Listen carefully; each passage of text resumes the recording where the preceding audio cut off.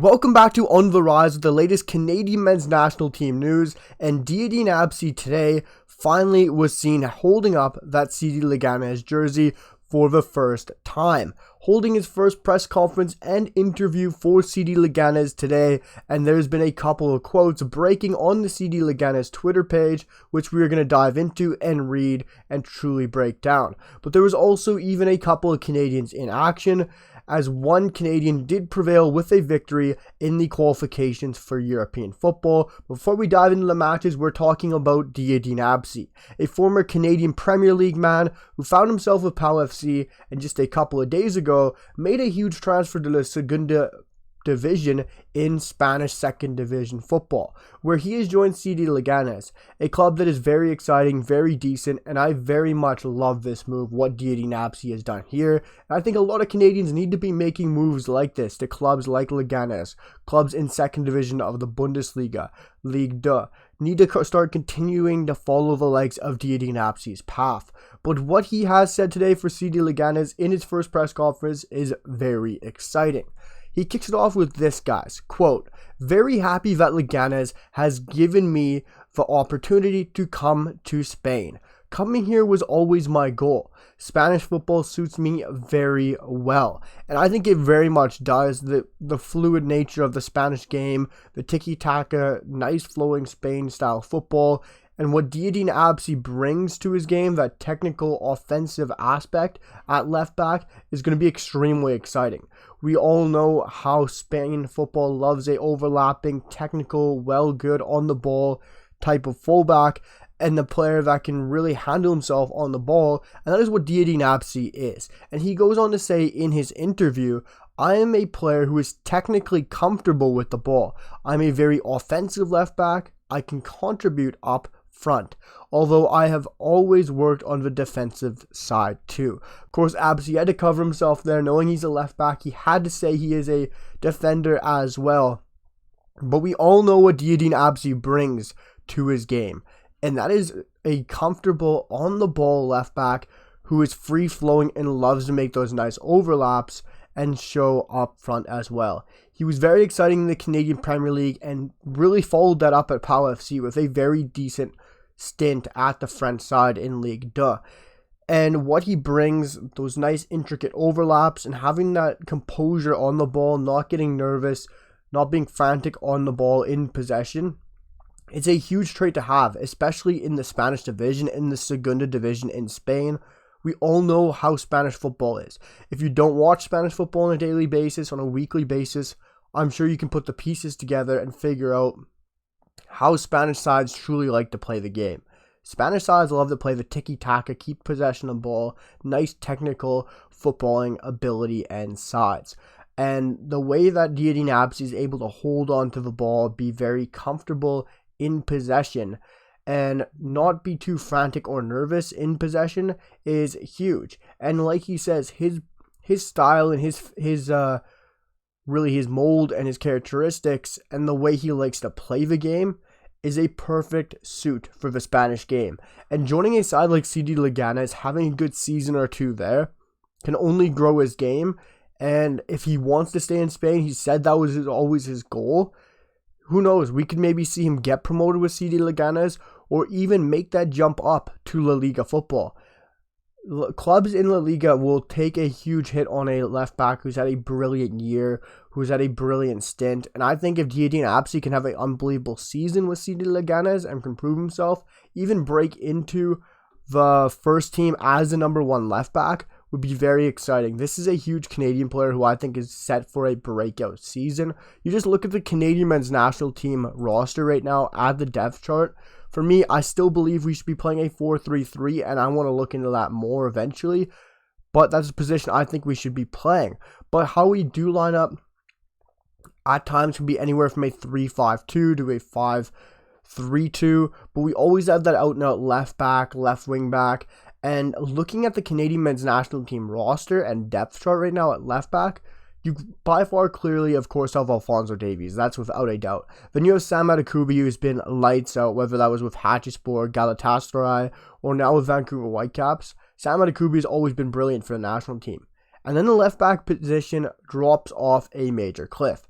You have the likes of Raheem Edwards. He had a brilliant season last year with LA Galaxy, but hasn't really got up to the same heights this season. And yes, Richie Laryea can play on the left, but predominantly we love to see Laryea backing up Alistair Johnston, AJ at right back. And for me, Diyaeddine Abzi is by far, after making this move, the clear number 3 left back in the Canadian men's national team depth chart. He's playing for a side that, yes, is just outside a top 5 league, but is by far the second best second division in world football. You have the championship, of course, in England, which is by far the best second division in world football. And just behind that, in my opinion, is the Segunda division.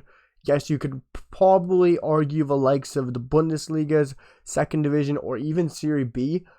But the Segunda division is always very exciting. There's always some massive sides down there with a great history, culture. Some great teams always get relegated in that league.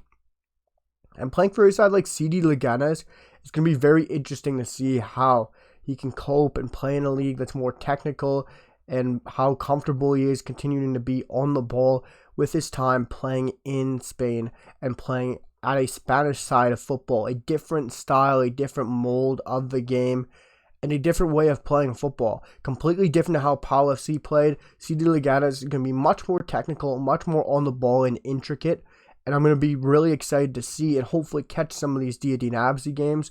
And guys, he is by far clearly my number 3 right back right now on the CanMNT. And let me know what you guys think down below about Diyaeddine Abzi's transfer and where he sits on the depth chart for you guys at left back. But there was also 2 games today, guys, where Rosenburg, Jayden Nelson should have been playing in European qualifications, but he was nowhere to be seen. I'm yet to really figure out or break what happened. He wasn't listed down in injuries. He wasn't on the bench. He wasn't available to come on. I'm yet to figure out where Jayden Nelson was for this qualification match. He didn't start, wasn't available from the bench, didn't participate, and he also wasn't listed in injuries and suspended players. I'm really not sure where he was. If you guys do know, let me know down below. I haven't seen anything on his whereabouts or why he wasn't featuring today. So it's very interesting. If you guys know, let me know. But it looks like they clearly missed Jayden Nelson. As, of course, in the first leg, winning 2-1, Jayden Nelson scoring and giving him that side the lead, Rosenburg the lead going into this next match against Hearts. And Rosenburg have lost 3-1. And fallen out of European football to Hearts. This is a huge loss for Rosenburg. I know you can say, yes, they've lost at a European qualification. It's not really a big deal, but for me, this is a massive deal. This is a big blow for Jayden Nelson. I'm not really looking at this from a Rosenborg's perspective. I'm looking at this from a Jayden Nelson perspective. If Jayden Nelson would have found himself getting into a group stage in European football, he could have found himself in a group potentially with a Premier League side, a Serie A side, a Bundesliga side. And the more you play against those big name teams, those bigger market sides in a top 5 league, you're going to be scouted more. You're going to have bigger name players around you more. And if you can live up in those games and live up to the hype you've been playing in your league all year, and if that translates to the group stage, if that translates against a Premier League side, let's say they made it into the Conference League or the Europa League, playing against Aston Villa, Liverpool, or Brighton.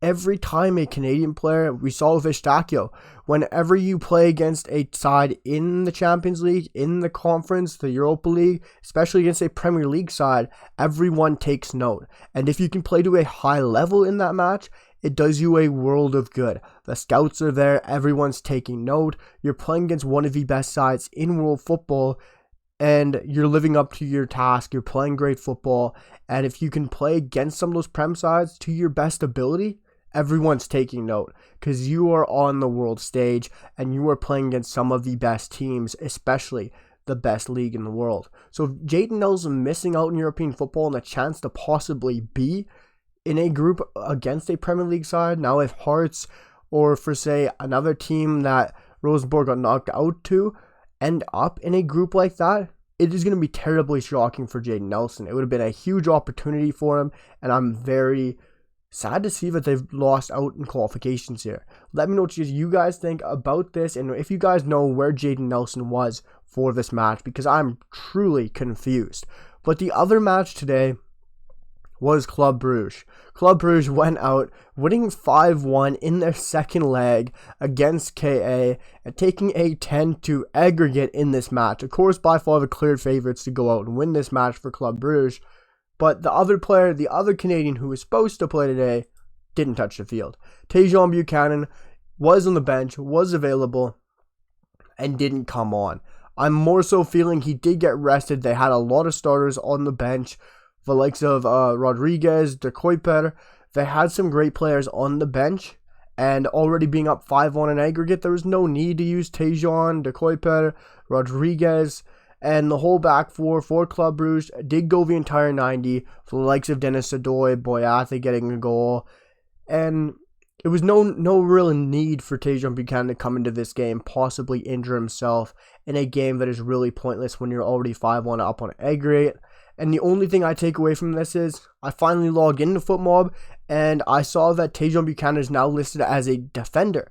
I'm not sure if that is really new, but to me, that is new. I didn't think he was listed as a defender of recently, but now with him playing more right back, it's very interesting, and it's cool to see that he's listed as a defender now. So we'll see if he continues to stay as a right back for the foreseeable future, and if that is his right position. Let me know what you guys think down below on Tajon Buchanan not featuring for Club Brugge, on Jayden Nelson's side falling out of Europe, and of course on Diyaeddine Abzi, and where you guys think this puts him in the CanMNT depth chart at left back. Drop a like, hit that sub button, and let me know what you guys think down below in the comments, and I'll see you guys for the next one. Peace.